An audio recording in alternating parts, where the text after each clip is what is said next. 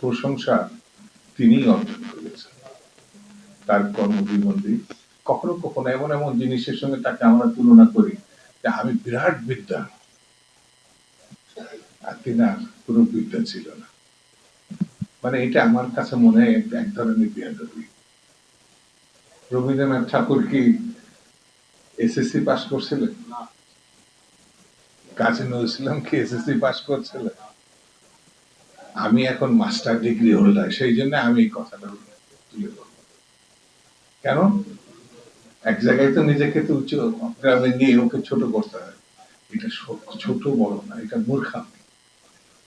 খালেদা জিয়া বাংলাদেশে না, সারা বিশ্বে এমন একটি নেতা যাকে আফ্রো এশিয়া, ল্যাটিন আমেরিকার নিপীড়িত মানুষের সঙ্গে তুলনা করা যায়, গণতন্ত্রের জননী হিসাবে তুলনা করা যায়।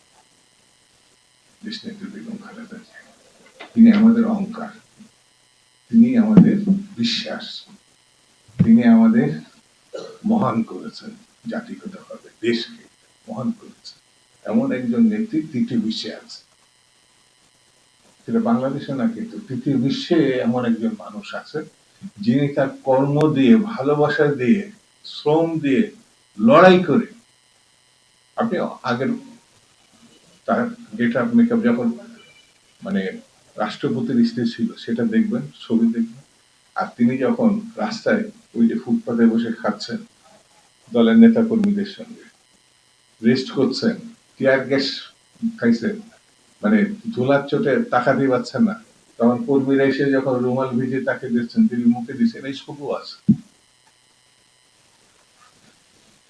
তিনি গড গিফটেড, মানে সব ক্ষেত্রে, সৌন্দর্যে, প্রজ্ঞায়, ভাবনায়, চেতনায়, নেতৃত্বে। আমাদের অহংকার, ইসলামে আমাদের অহংকারটা হারাম করছে, তারপরেও আমাদের অহংকার যে আমরা একটা সময় পর্যন্ত তার সঙ্গে ছিলাম। আমাদের যা কিছু অর্জন, ধৈর্য বলে, প্রজ্ঞা বলে, এগুলো তার কাছ থেকে আমরা দেখেছি। কত বিরূপ পরিস্থিতিতেও তিনি লড়াই করেছেন। লড়াইটা এবং জীবনটা কিসের জন্য আল্লাহ দিয়েছে সেটা আমাদেরকে তিনি শিখিয়েছে। এই জায়গা থেকে আমার কাছে মনে হয় যারা তার সঙ্গে থেকেছেন, তার সঙ্গে লড়াই করেছেন, সংগঠন করেছেন, তার এক ধরনের প্রাপ্তি এমনিতেই পেয়েছেন যে এমন একজন নেত্রীর সঙ্গে তারা ছিলেন। কারণ এখন তো তিনি শারীরিকভাবে আমাদের মধ্যে নাই। ওই যে যারা মুক্তিযুদ্ধ দেখেননি আজ থেকে 54-55 বছর, এখন হাজার চেষ্টা করলেও তার মুক্তিযুদ্ধ হওয়ার সুযোগ নাই।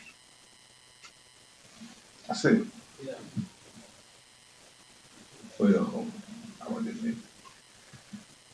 শহীদ জিয়া সম্বন্ধে তো আপনারা জানেন, বেগম খালেদা জিয়া তার সৃষ্টি, এটা এইভাবে দেখা ঠিক হবে না।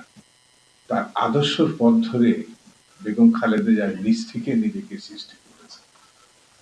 তার সামনে ছিলেন শহীদ জিয়া রহমান, আর এখন তার উত্তরসূরি হিসাবে আমরা যাকে মনে করছি, যিনি বাংলাদেশে ইতিমধ্যে ন্যাচারাল প্রধানমন্ত্রী হিসাবে গ্রহণযোগ্যতা পেয়েছেন, তিনি জনাব তারেক রহমান।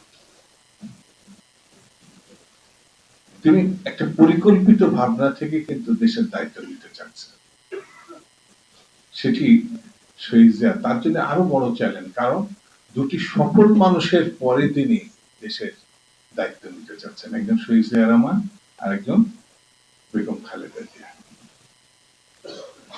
আওয়ামী লীগ, শেখ মুজিব, শেখ হাসিনা পুরোপুরি রাষ্ট্র পরিচালনায় রাজনীতিতে ব্যর্থ হয়েছে এবং পরিণত ভয়ঙ্কর হয়েছে। সেহেতু পরবর্তীতে যারা আছেন সেখানে ভালো করলে তাদের কিছু আছে, কিন্তু বিএনপির রাজনীতিতে শহীদ জিয়া বেগম জিয়াকে অতিক্রম করা, তাহলে কত দক্ষতা, কত প্রজ্ঞা, কতটা সাহসিকতা, ততটা জানা বোঝার ব্যাপার থাকে। আমার কাছে মনে হয়েছে ইতিমধ্যেই জনপ্রিয়তায় জনাব তারেক রহমান তার মাতা এবং পিতার কাছাকাছি পৌঁছে গেছে, এটা আমার কাছে মনে হয়েছে। সেই জন্য আসুন আজকে আমরা দোয়া করি যে এই মহান নেত্রী আমাদেরকে সমৃদ্ধ করেছেন, সম্মানিত করেছেন, দেশকে, মানুষকে এবং এই ভূমিকে। আমরা তার জন্য দোয়া করি, আল্লাহ যেন তার বেশ নসিব করে।